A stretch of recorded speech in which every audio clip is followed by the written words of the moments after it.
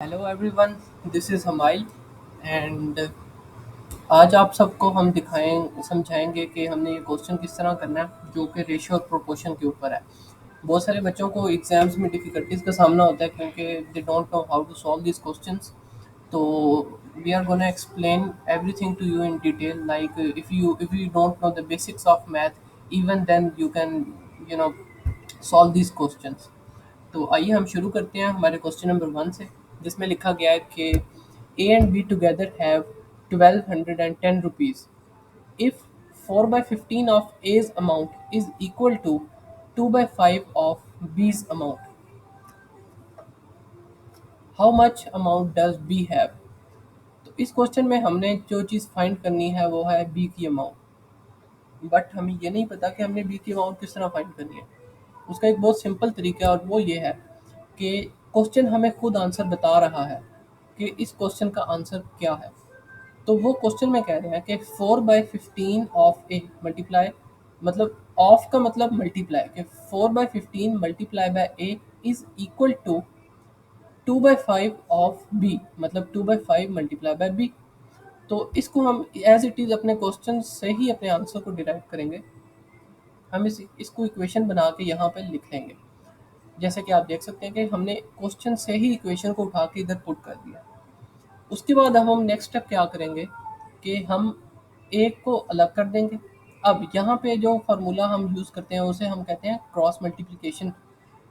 Cross multiplication में क्या होता है कि एक चीज़ जो कि यहाँ मल्टीप्लाई हो रही है या डिनोमिनेटर पे, जब आप उस तरफ लेके जाएंगे इक्वल के, तो वो न्यूमिनेटर में आ जाएगी, और जो इस साइड पे न्यूमिनेटर पे है वो जब दूसरी साइड पे जाएगी वो डिनोमिनेटर में चली जाएगी। अब हम 4/15 को देखते हैं। 15 इज इन द डिनोमिनेटर, 4 जो है वो है न्यूमिनेटर।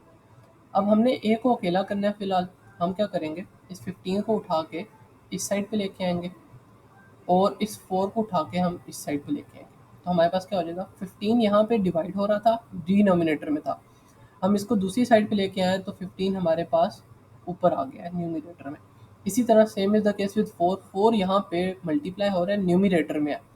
4 को हम उस साइड पे लेके जाएंगे तो 4 आ जाएगा डिनोमिनेटर में। अब नेक्स्ट स्टेप इज़ कि हम इसको सॉल्व करेंगे। सॉल्व कर देंगे। 2 और 4 ये आपस में क्रॉस हो रहे हैं, मल्टीप्लाई हो रहे हैं, इनको हम कैंसिल कर सकते हैं। 2 1s are 2 and 2 2s are 4। Same is the case with 5.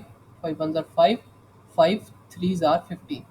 So what we are left with is 3 divided by 2, and b here is being multiplied by 3 by 2। यहाँ पे आप देखें a is equal to 3 by 2 b। It is simple cancellation, multiplication. इसमें जो formulas आप use करें वो basic math वाले हैं जो कि 4 5 6 क्लास में आप पढ़ते हैं। तो आप यहाँ देखेंगे ए की वैल्यू हमारे पास आ गई 3/2। अब अगर हमने एक चीज़ की वैल्यू फाइंड करनी है, उसका हमारे पास यहाँ पे टोटल अमाउंट है, उसके लिए हमें दो चीज़ें रिक्वायर्ड है। एक ये कि जिस वैल्यू की, ये जो यहाँ पे बी की हमने वैल्यू फाइंड करनी है, इसका हमें रेशो का प्रोपोर्शन पता हो कि कितना इसका प्रोपोर्शन है। वो चीज़ फाइंड करने के लिए हम क्या करेंगे, ए को बी से डिवाइड कर देंगे। इफ़ अ नंबर इज़ और if a variable is being divided by any number, it means that they are in our ratio a ratio b। a divided by b का मतलब है कि a रेशो b। तो अगर a ratio b है तो 3 divided by 2 hair. तो इसका ये मतलब है कि a और b का अगर हम रेशो निकालें तो वो रेशो क्या बनेगा, 3/2। अब a का रेशो क्या है, 3। b का रेशो क्या है, 2। मतलब ये a है हमारा और ये है b। अगर हम इन दोनों का टोटल रेशियो निकालना चाहें तो वो क्या होगा, इट इज़ सिंपल, 3 + 2, ये इन दोनों का टोटल रेशियो है। नेक्स्ट थिंग इज़ बहुत ही इजी और बेसिक फार्मूला है कि अब दो हमारे पास रेशियोज भी मौजूद हैं, ए का और बी का, और उसके अलावा हमारे पास टोटल रेशियो भी मौजूद है जो कि हमने देखा है कि टोटल रेशियो 5 है। ये बी की रेशियो है, ये ए की रेशियो है।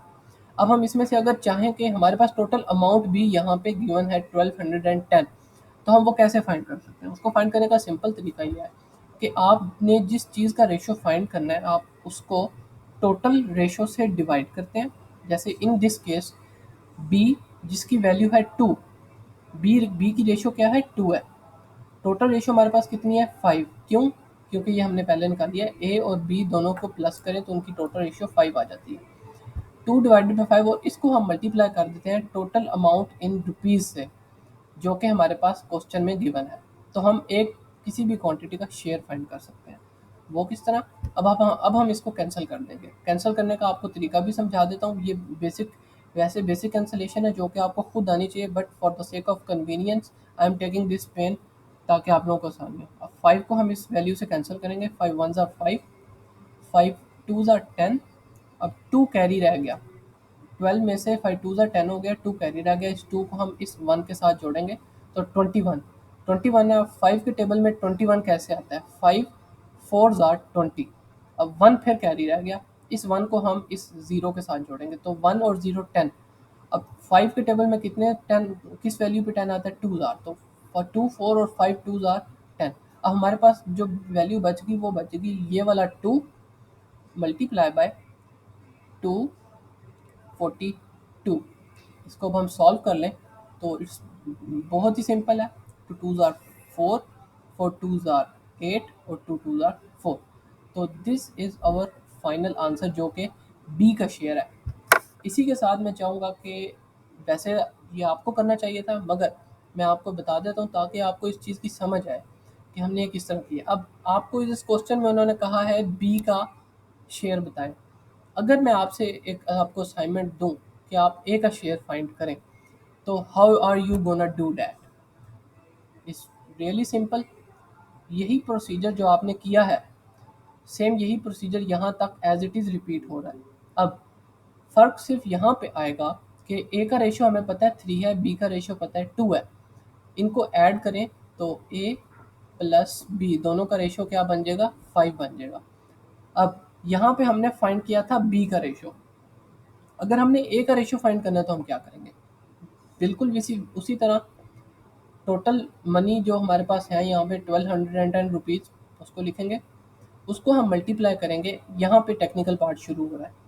वो ये है कि जब हमने बी का फाइंड करना था तो हमने बी का शेयर ऊपर लिखा और नीचे टोटल नंबर ऑफ शेयर लिख दिए कितने हैं। अब हम जब ए का फाइंड करेंगे तो ए की वैल्यू हमारे पास आई है 3। तो हम इसको ऐसे लिखेंगे 3 डिवाइडेड बाय 5। ठीक है, हमने ये क्यों लिखा? क्योंकि पहले हम बी का फाइंड कर रहे थे तो हमने बी का शेयर 2 थे। अब हम ए का फाइंड कर रहे हैं तो ए के शेयर है 3। तो अब हम इसको फिर उसी तरह से मल्टीप्लाई करेंगे जब हमने पिछली बार किया था। तो 5 को 5 1 ज़ार 5, 5 2 ज़ार 10, 5 4 ज़ार 20 और फिर दोबारा से 10, 5 2 ज़ार 10। अब हम अगर इसमें डिफरेंस क्या आएगा? 242 को 3 से मल्टीप्लाई करेंगे तो 242 को 3 से मल्टीप्लाई कर दें। 3 2 ज़ार 6, 3 4 ज़ार 12, 2 1 carry, 3 2 tsar 6 1 7। our answer will be 726। ये बेसिक कैलकुलेशन की है और ये इस तरह मैंने आपको इसलिए लिख के दिया है, ये इस तरह, क्योंकि पेपर में आपको कैलकुलेटर यूज़ करने की इजाज़त नहीं होती। तो उसके लिए बहुत इम्पॉर्टेंट ये चीज़ होती है कि आपकी हैंड टू हैंड प्रैक्टिस हो, कि आपको ये सब चीज़ें जो आपने करनी है ये आपको आती हों, आपके हाथ जो है वो खुद ब खुद ही इसको प्रैक्टिस करना शुरू कर दें।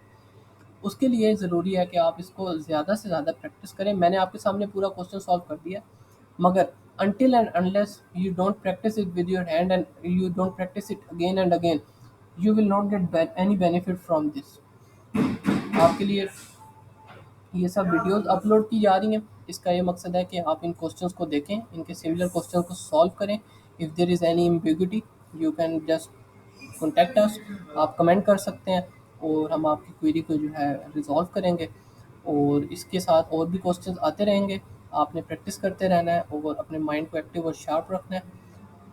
And I think this video should be over now, and we are gonna upload another video for you guys, and we just need your cooperation, and we just want that you guys practice a lot, a lot, a lot.